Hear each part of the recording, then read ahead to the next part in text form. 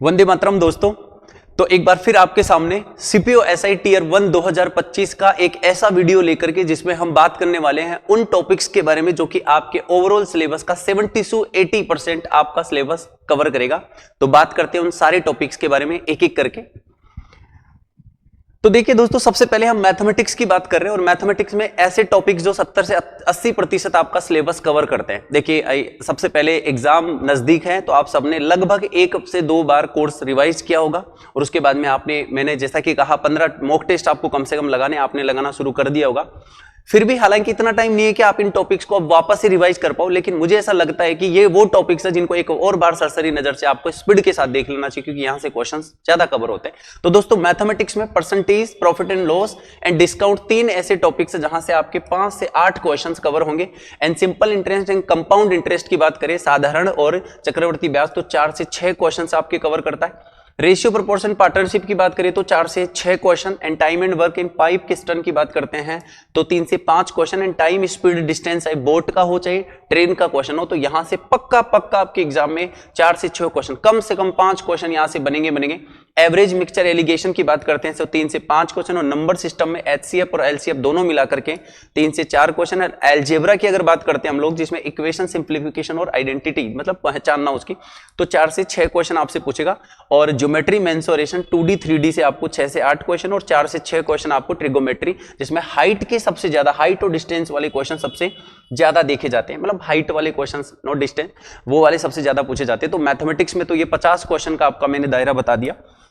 अब देखते हैं रीजनिंग में, जहां पर 50 क्वेश्चन आपके ये भी पेपर में आ रहे हैं, तो इसमें कौन टॉपिक सबसे ज्यादा महत्वपूर्ण होने वाले हैं। तो सीरीज में नंबर, अल्फाबेट और अल्फा न्यूमेरिकल। दोस्तों, मैं आपको एक सलाह देता हूं, जब से एडिक्वेटी एग्जाम लेने लगा तब से सीरीज के क्वेश्चन सबसे ज्यादा पिछले एग्जामों में देखने को मिले। तो दोस्तों, मैं आपको ये कहना चाहूंगा कि सीरीज के क्वेश्चन तो आप जरूर लगा के जाए और आपको आनी ही चाहिए, क्योंकि आपके कम से कम 5 क्वेश्चन नहीं तो मैक्सिमम 7 क्वेश्चन ये मान लो आपको पूछेगा।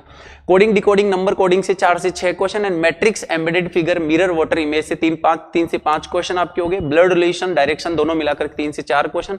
ऑर्डर एंड रैंकिंग में आपको 2 से 3 क्वेश्चन है। नॉन वर्बल, जिसमें फिगर कंप्लीशन पैटर्न वाले क्वेश्चन आपके 6 से 8 क्वेश्चन।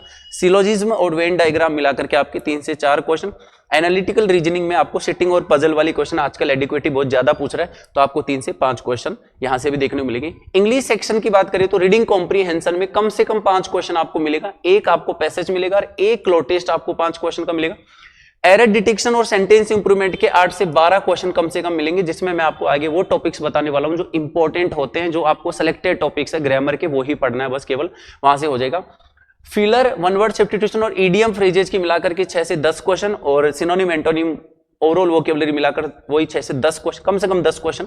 पैरेजम्बल में 3 से 5 क्वेश्चन। तो दोस्तों, ग्रामर सेक्शन में कौन टॉपिक सबसे ज्यादा इंपॉर्टेंट रहने वाले हैं आपके एग्जाम के अकॉर्डिंग, जो मोस्ट रिपीटेड है, मात्र 5 से 6 टॉपिक्स आपको कवर करना, जैसे डिग्री हो गया, एडवर्ब हो गया, टेंस हो गया, प्रीपोजिशन हो गया, आर्टिकल हो गया और सब्जेक्ट वर्ब एग्रीमेंट।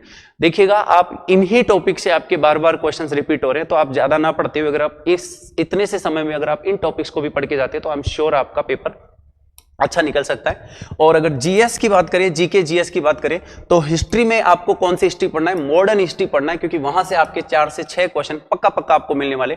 पॉलिटी में आपको आर्टिकल्स याद होनी चाहिए, फंडामेंटल राइट्स और पार्लियामेंट के बारे में आपको जरूर आना चाहिए, जिससे 5 से 7 क्वेश्चन हर बार रिपीट होते हैं, हर बार। इंडियन ज्योग्राफी तो देखो एक लार्ज पार्ट है, तो यहां से क्वेश्चन तो 4 से 6 मिल जाएंगे, लेकिन काफी बड़ा एरिया है, आपको एक बार इसको भी देख लेना चाहिए पूरा। और जीएस में तो तीनों पार्ट मिलाकर के आपके 7 से 10 क्वेश्चन कवर करता है। स्टैटिक जीके में ये जरूर देखिएगा आप लोग, जैसे सिंबल, डेज, हेरिटेज और स्पोर्ट्स के क्वेश्चंस हो गए आपके, ठीक है ना, डांस के क्वेश्चंस हो गए। करंट अफेयर आपको लास्ट 6 से 1 साल तक का पूछ सकता है, वैसे 6 महीने तो ये मान के चलो एसएससी के अकॉर्डिंग देखा जाए तो कम से कम साल भर का होना ही होना चाहिए। और इकोनॉमी में आप बजट को जरूर देखिएगा, ठीक है ना। ये 2024 वाला जो इकोनॉमी का बजट था आपका, 25 वाला बजट तो है ही है, लेकिन जो इकोनॉमिक सर्वे के जितने भी डेटा है जो 2024 के आधार पर है, वो सारे आपको जरूर देखने हैं। वहां से 2 से 3 क्वेश्चन आपके पक्का मिलने वाले हैं। तो दोस्तों, आई होप एक छोटा सा प्रयास आप लोगों की इस एग्जाम के लिए, जो कि बहुत जल्दी है, ज्यादा लंबा बड़ा टाइम है नहीं है, तो आप अगर इतना सा और एफर्ट्स आपके एग्जाम के लिए लगा देंगे तो हो सकता है कि आप लोगों का बेड़ा पार हो जाएगा और आप प्री पास करके आते हैं तो मेंस के लिए हम एक अलग से प्लान करके और मेंस के लिए प्लान करेंगे एक शानदार वाला, जिसमें आपका मेंस में हो सके। चलिए दोस्तों, आज के लिए इतना। Thank you very much. जय हिंद।